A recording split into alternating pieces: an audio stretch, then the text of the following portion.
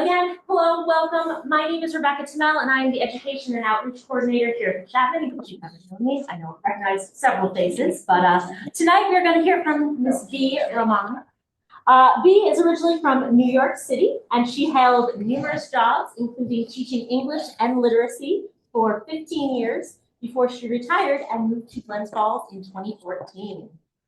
Since then, she has been an active volunteer in many community organizations, including the Glens Falls Senior Center, the Wood Theater, and of course, most importantly, Chapman. A longtime champion of civil rights, women's rights, and human rights, Bea's presentation tonight reflects many of her interests and passions. And Bea will be sharing the story of Miss Shirley McFerson and the Miss McFerson family, including their running of a hotel and motel in the area, which provided vital services to Black travelers during the 1940s and 50s. Bea is also going to discuss the modern seasonal workers, connecting the past to the present, and kind of sharing the experiences of travel and work in our region. So with that being said, I will turn it over to Bea and her presentation.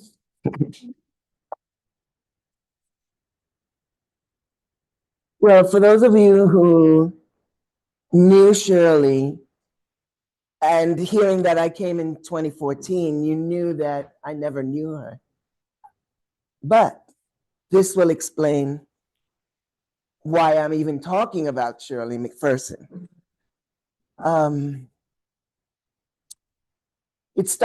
My journey started sometime in early 2017 when the Chapman Museum staff and volunteers were preparing for the cemetery tour, which highlights the lives of past Glens Falls area residents, supported by extensive research, by the way, mostly by Bob Bale, if you know Bob, and reenacted by local thespians.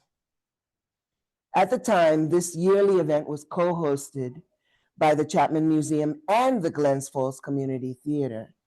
The Chapman provided the researched material and some period costumes, arranged the tour route for notable personages buried in our local cemeteries, arranging for and sharing costs for golf cart rentals. The Glens Falls Community Theater provided the volunteer script writers, directors, actors, and other period costumes for the event.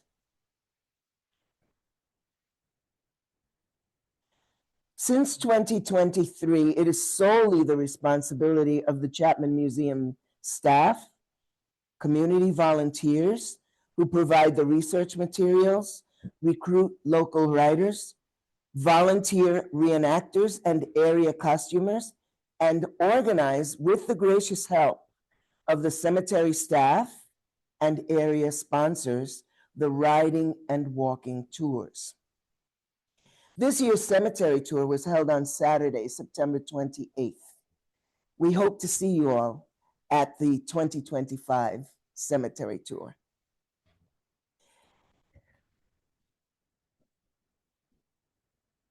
I was flipping through a large loose leaf binder of scripts when I came across research notes for a Ms. Shirley McFerson, who passed away in 2005. She was one of the most recently deceased persons researched by the Chapman, and no script had yet been written for her. The more I read the research notes, the more I realized I wanted to write the script, and to my initial chagrin, I was the most likely person to reenact her. You see, Shirley McFerson was of African American ancestry, and I happen to carry a splendid cornucopia of DNA. To explain that, I am the daughter of two Afro-Caribbeans from Puerto Rico, and one was light-skinned, one was dark-skinned, so I'm a blend. Shirley P. McFerson was born in Glens Falls in 1934 and became a larger-than-life persona with an incredible zest for community participation. As a young Glens Falls High School graduate, she earned a full scholarship to a college of her own choosing as one of 10 Warren County students. She began her studies at SUNY Albany, earning her librarian degree. From there, she found a job at the Lincoln Center branch of the New York City Public Library, where she was very close to all the arts she could possibly muster.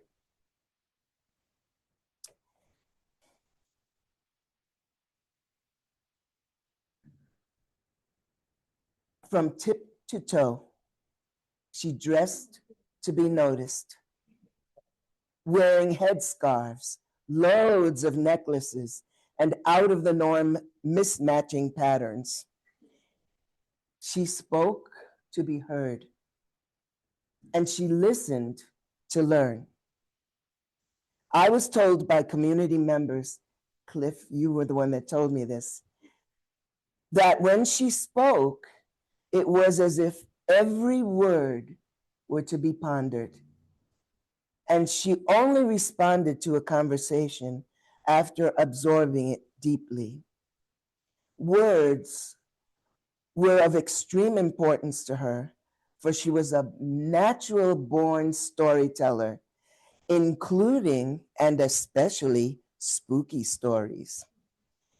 A librarian by profession and an educator by example.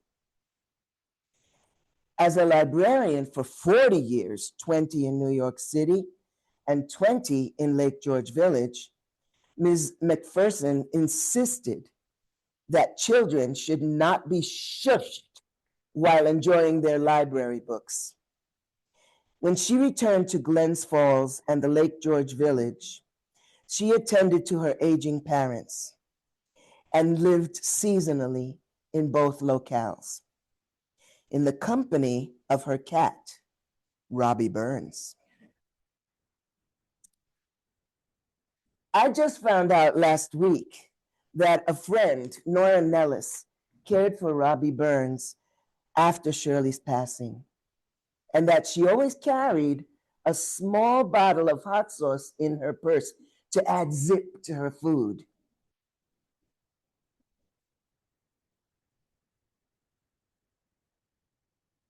She organized engaging and empowering writing workshops and created 2 recurring characters through which she told her folk tales and stories, Sweet Mama Stringbean and Grandma Martha.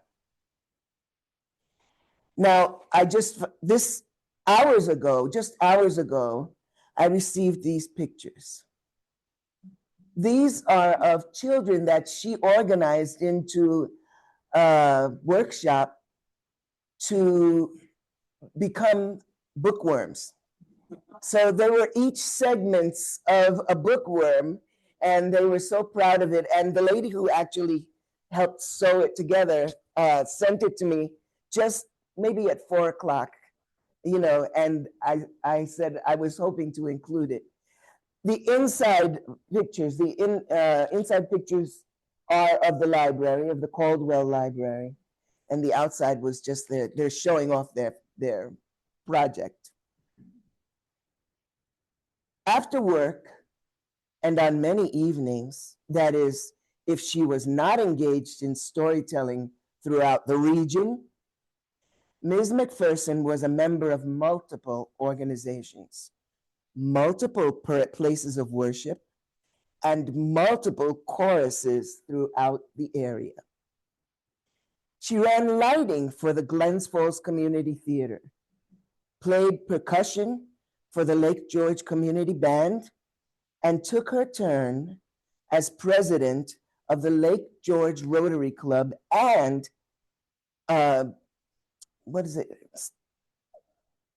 it's like a board member of the Lake George Historical Association. But on some special evenings, she danced in musical reviews, dressed in gorgeous gowns, prancing across the stage regally.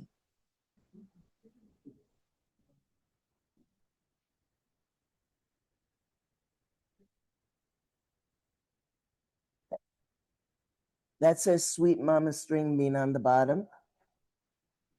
These are on display at the Lake George Historical Association, right on Main Street, on Canada Street. And now we're still on the evenings. Occasionally, she enjoyed intimate evenings and early mornings in the company of her special friends, known to themselves as the Three Musketeers, sipping on her favorite beverage, a double white Russian.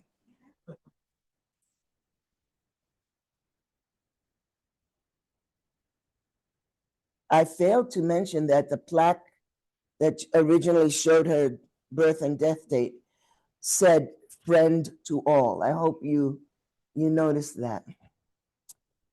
This is the Lake George Historical Association. If you've never visited, please take a look.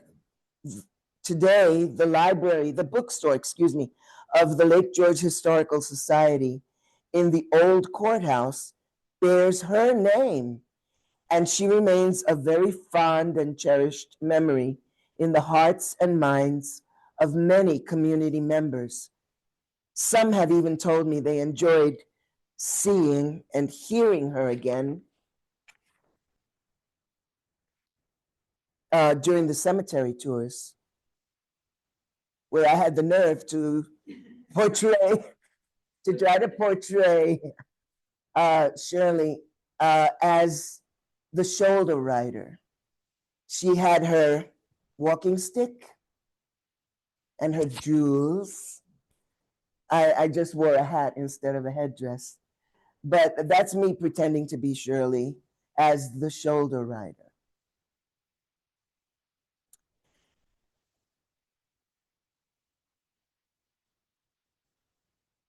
Not one of us is an isolated entity. And Shirley McFerson was no exception. She was the only child of Samuel Pinky and Dorothy, Mrs. McPherson.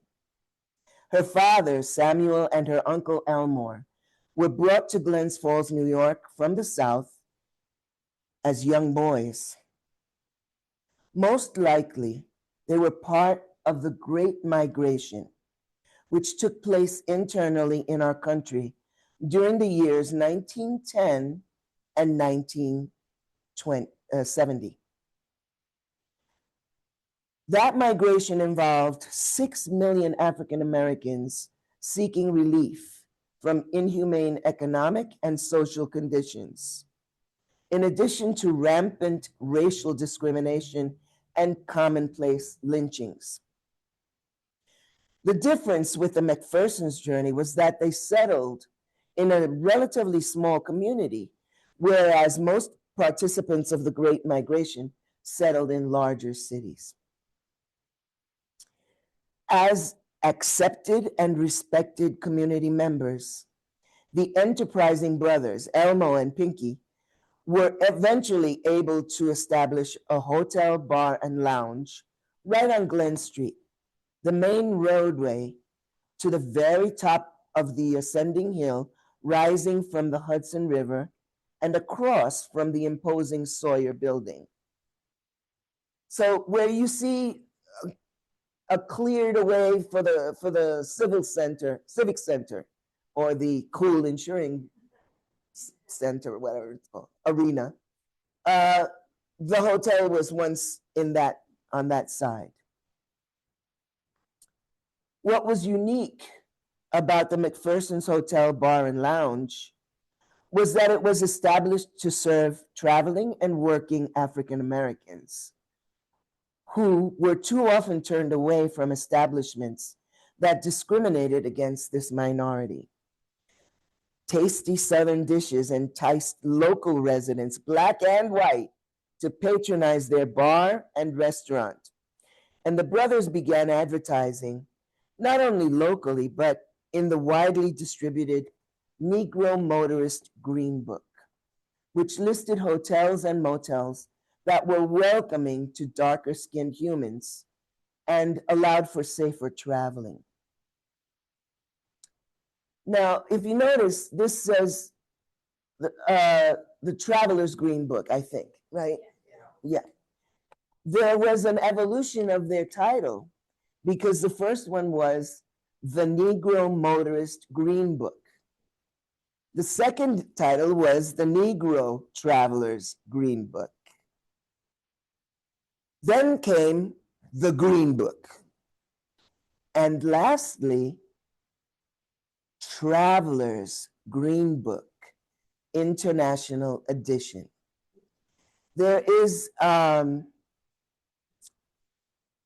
Smithsonian has an online display about the Green Book, so you can look it up yourself, and read about the Green Book. The brothers' venture was so successful that they enlisted help of more family members, sisters, cousins, aunts, uncles, and their offspring, because now the family owned and administered to another safe haven, this time in Lake George Village, called the Woodbine Motel and Cottages. Again, a broad menu, including tasty Southern dishes and the hot sounds from the jukebox featuring popular African-American artists, were also offered. Guests included famous musicians such as Count Basie, Ella Fitzgerald, Duke Ellington, and many others, who could entertain adoring patrons in many venues of the Lake George area, but could not reside in those establishments.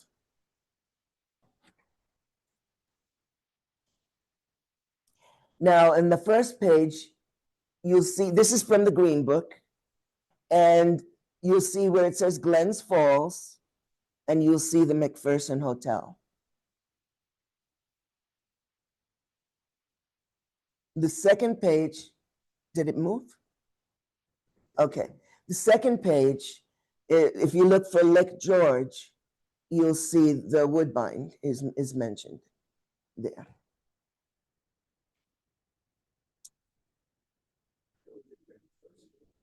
The Georgian was mentioned too. Yeah, I don't know much about that yet anyway, but we'll find out.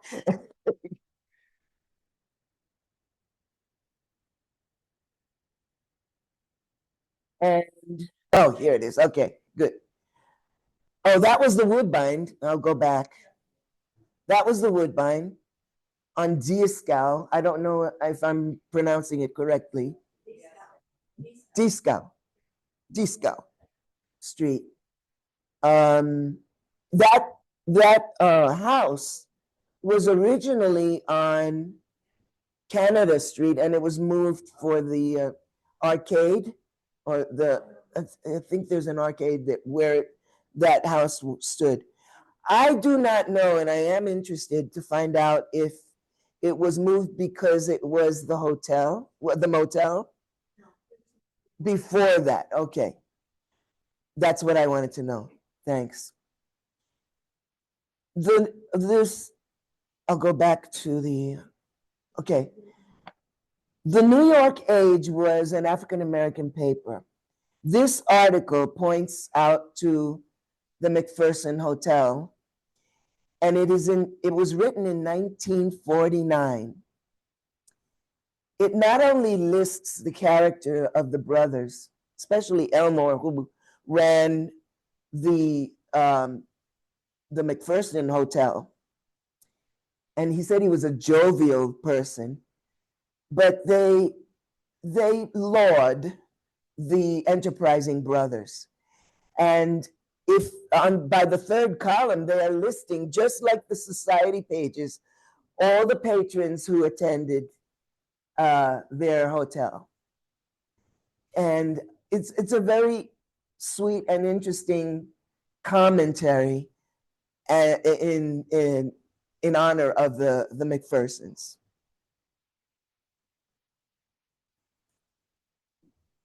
It was at the family's hotel and motel that the young Shirley McFerson had fallen in love with live music, for the famed musicians held impromptu jam sessions as they relaxed after their evening commitments. The rest you know. Shirley McFerson worked, volunteered, and played even as she grew ill, and now lies buried with her parents, just the three of them, at Pineview Cemetery in neighboring Queensbury. Most of us are well aware of the migration or immigration in our personal background. My parents emigrated from Puerto Rico, which had become a colony, better known as a US territory, in 1898.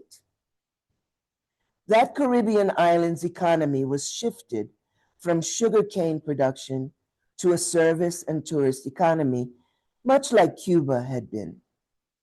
That shift caused widespread unemployment, hunger, and strife at the time.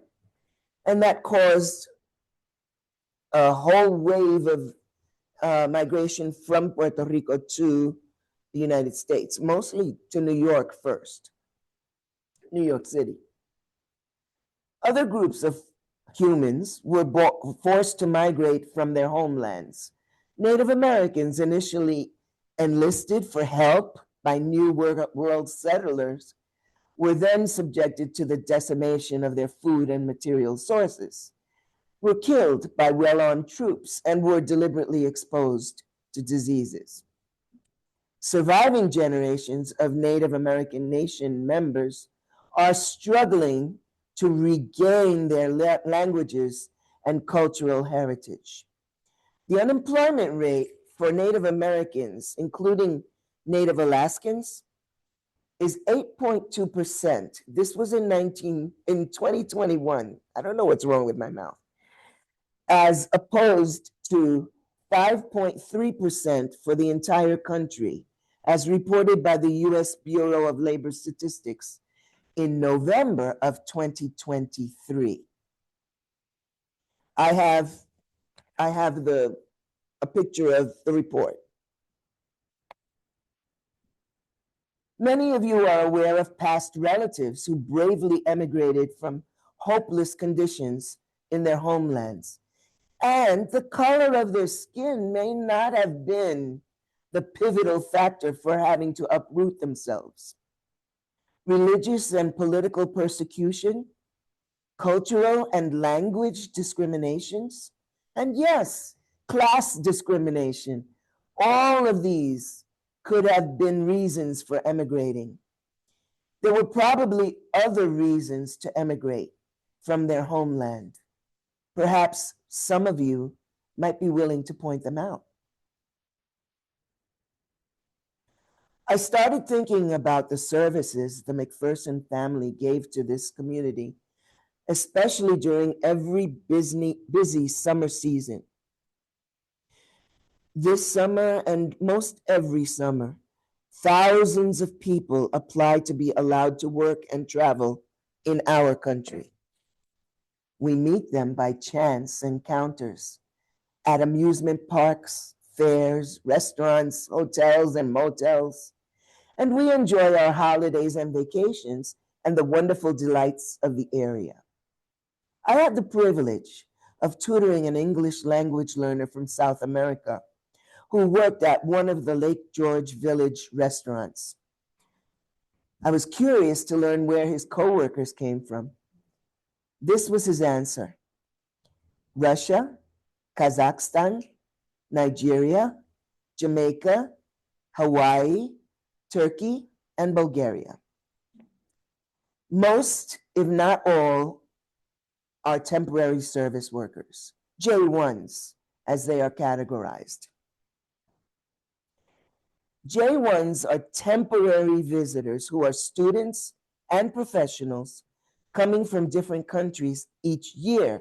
I was told that when I started inquiring, where do your workers come from, your foreign workers, they said, well, we can't tell you about this year. I could tell you about last year, but each year it changes.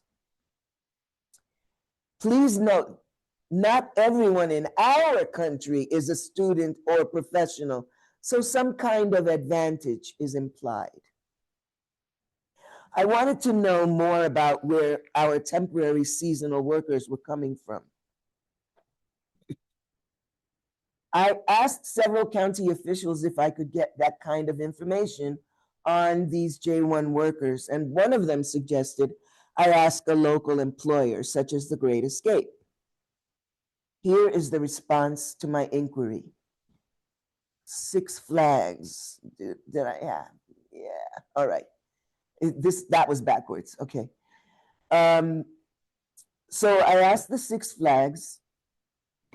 I emailed them, and I got that response, which was very kindly responded to. I peered into some of the requirements. Oh, I didn't go into the details. Let me see if I have the list. Yeah. Okay. So he gives the percentage of workers, J1s, and he lists the countries they come from, which was really, really sweet. I was really, really pleased with that response. Then I started peering into some of the requirements to apply for a J1 visa. And here's some of the information I began to find. These are actual government documents. A lot of them, unfortunately, I didn't make a copy for myself, so you have to have a passport, you have to have money to apply, you have to have a job lined up before you get here, you have to prove that you're a student at least for a year, and what else? And by the way, not a 2-year college, it has to be a 4-year college. And I love this one, the best of all, flexible attitude, because you're gonna be washing dishes or something, like that. Okay.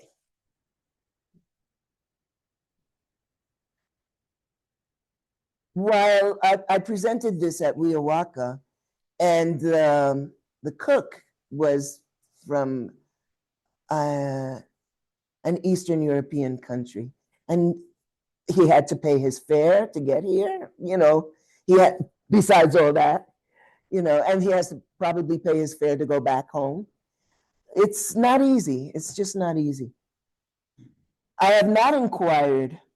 Oh, and then there are reciprocal nations that we have agreements with. Oh, this is more of the requirements. There are 41 countries that you do not have to have a prearranged employment. And we, as American citizens, can go to each of these countries for work and travel without, I think it's without a visa. So those countries, we have a reciprocal relationship with.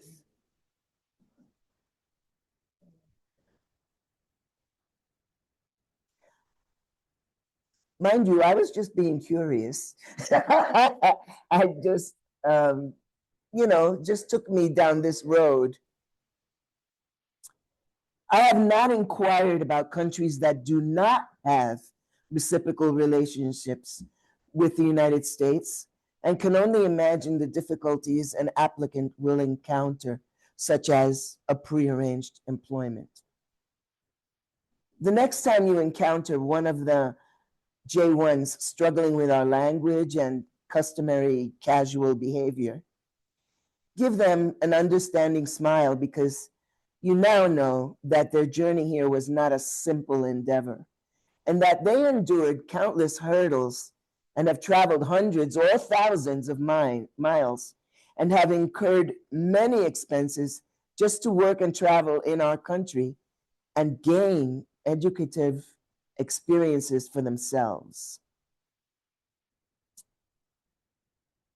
And to this, I add, I was at a meeting about welcoming, this was in 2023, about welcoming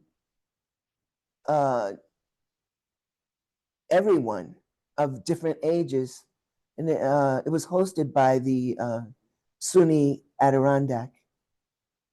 And there was a woman giving a report about employment figures. And I asked her a question. I said, are you talking about service workers that are needed? And she said, no, not only service workers. Glens Falls Hospital has 300 openings right now. And that just blew my mind.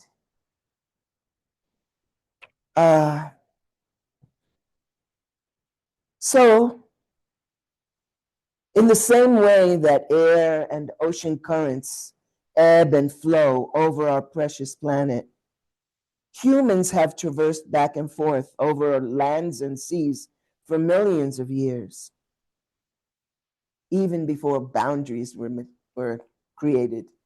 It can be a humbling experience to research and remember their journeys long ago. It is on their anonymous shoulders that we stand today. At the end of my script for the cemetery tour, the shoulder rider, also known as Miss Shirley McFerson, faces attendees and asks each one of them to carry out 2 tasks. Task number 1, to dig deep into their souls to identify and acknowledge all of the shoulders they have been riding on. And task number 2, to find new shoulders to ride on until the end of their days. I now say that includes all of the shoulders of humans of every shade of skin, of every language, and of any faith or traditional heritage, and from any location on earth. Remember those people who traveled, whether migrating forced or voluntary, or emigrating from thousands of miles away to build a better life. Look for new shoulders to ride on from new and unexplored horizons, from different mindsets and life experiences until the end of your days. Thank you most kindly for being here.